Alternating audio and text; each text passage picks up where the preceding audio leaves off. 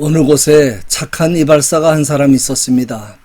하루는 그 동네 목사가 그의 이발소에 왔습니다. 정성껏 이발을 잘해드린 다음에 이발사가 말했습니다. 그저 하나님께 봉사했다고 생각하겠습니다. 이발료는 내지 말고 그냥 가십시오. 그러자 목사는 고맙습니다 인사하고 집에 와서 생각해보니 너무 고마운 일입니다. 그래서 우편으로 신앙생활에 도움이 될 만한 책을 몇 권 그 이발사 앞으로 보내주었습니다. 그리고 며칠 후 순경이 한 사람 와서 이발을 하게 되었습니다. 순경이 이발을 한 후에 돈을 내려고 했더니 이발사가 사양합니다. 내지 마십시오.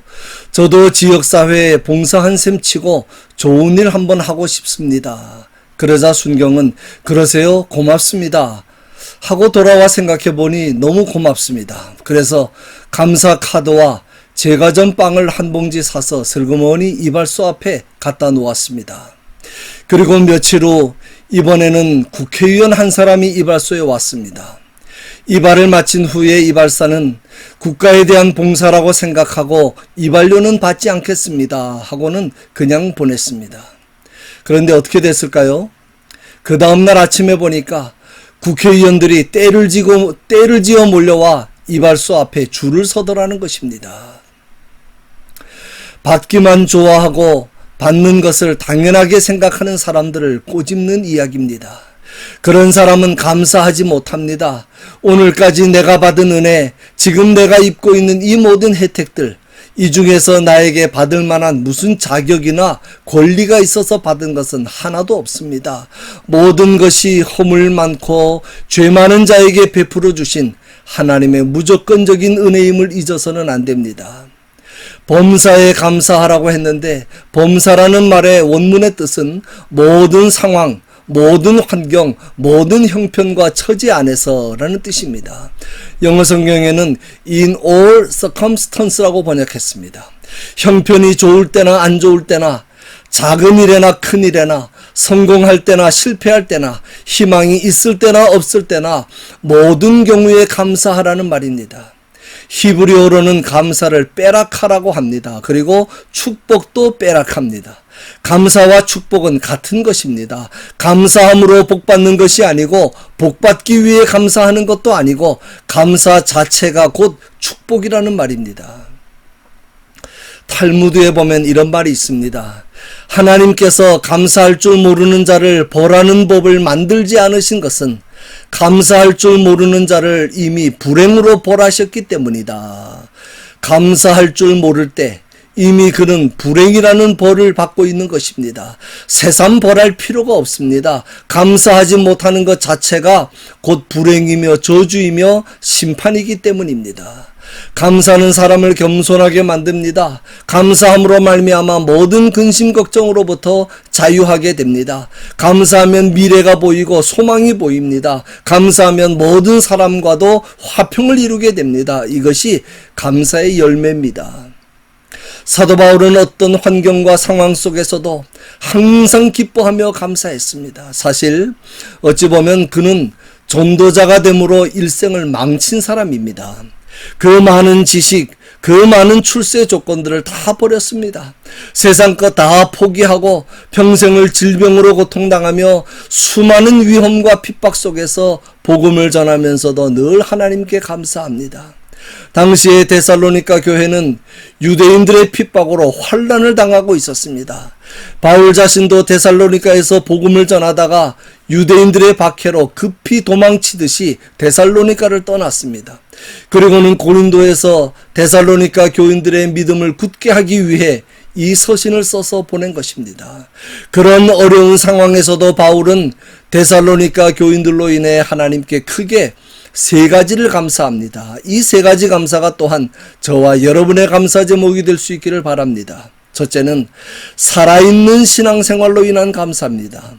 신앙이라고 해서 다 같은 신앙이 아닙니다. 신앙에는 산 신앙이 있고 죽은 신앙이 있습니다. 건강한 신앙도 있고 병든 신앙도 있습니다. 그런데 데살로니가 교회 교인들은 건강하게 살아있는 신앙을 가지고 있었습니다.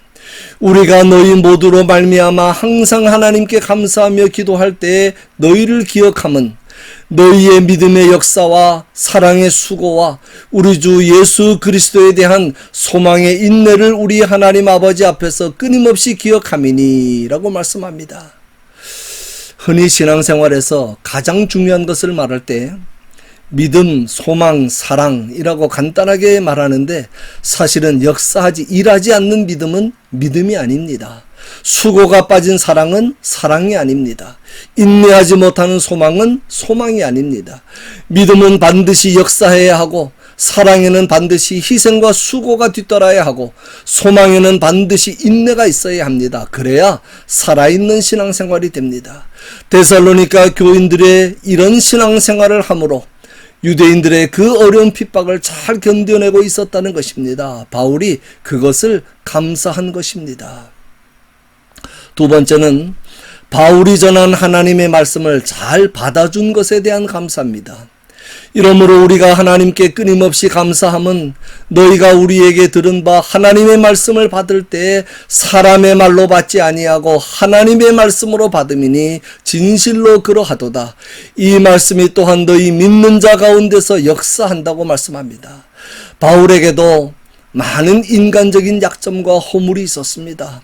복음을 전하는 데 치명적인 방해가 되는 질병도 가지고 있었고 예수님을 직접 본 적이 없기 때문에 사도권에 대한 도전도 많이 받았습니다. 그러나 데살로니가 교회 교인들은 바울이 전하는 말씀을 하나님의 말씀으로 받았습니다. 그것이 그들의 신앙을 건강하고 살아있는 신앙으로 만들어준 것입니다. 말씀을 들을 때 사람의 말이 아닌 하나님의 말씀으로 들을 수 있다는 것, 이보다 큰 은혜는 없습니다. 설교자를 통해서 하나님의 말씀을 들을 수 있다는 것, 세상에 이보다 큰 축복은 없습니다. 이게 안 되면 믿음이 성장할 수 없고 결국 신앙생활이 안 되기 때문입니다. 데살로니가 교회는 바울이 3주 동안 머물면서 세운 교회입니다. 참 짧은 기간입니다. 유대인의 회당에 안식일마다 3번 나가서 복음을 전했습니다.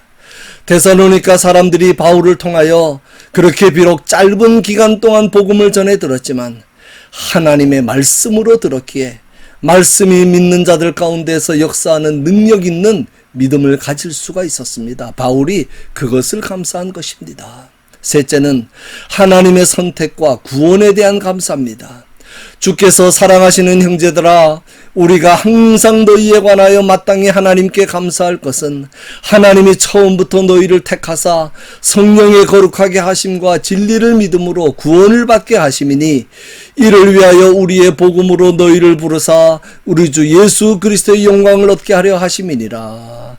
만세전에 하나님의 자녀로 선택해 주시고 때를 따라 복음으로 불러주시고 진리를 믿는 믿음을 주셔서 날마다 믿음이 자라게 하심으로 예수 그리스도의 영광에 참여하는 은혜를 주셨으니 항상 감사하는 것은 당연하면서도 마땅한 일이라고 하는 말씀입니다. 사실 이거 하나만 생각해도 범사에 감사해도 부족합니다. 그러므로 다른 면에서는 좀 부족하고 어렵고 힘들어도 믿음을 주시고 자라게 하시는 주님께 감사하시기 바랍니다. 선택이 아무에게나 주어지는 축복이 아닌 것처럼 믿음도 아무나 가질 수 있는 것이 아닙니다. 3장 2절에 믿음은 모든 사람의 것이 아니라고 했습니다. 우리를 태초에 예정하시고 선택하신 주님께서 우리의 믿음을 굳게 하시고 악한 자에게서 지켜주시고 우리로 하여금 승리하게 하셔서 그리스도의 영광에 참여하게 하실 줄로 믿습니다.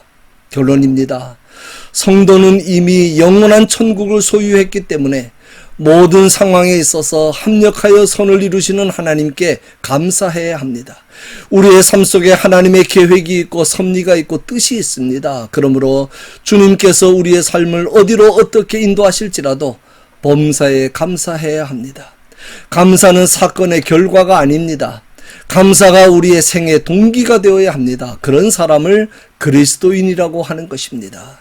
그러한 복된 그리스도인의 삶을 통하여 감사하는 자에게 약속하신 은혜와 축복을 이 땅에서도 풍성히 받아 누리고 주님 앞에 가는 그날 생명의 면류관까지 다 받아 쓰시는 저와 여러분이 되시기를 주님의 이름으로 간절히 축원합니다.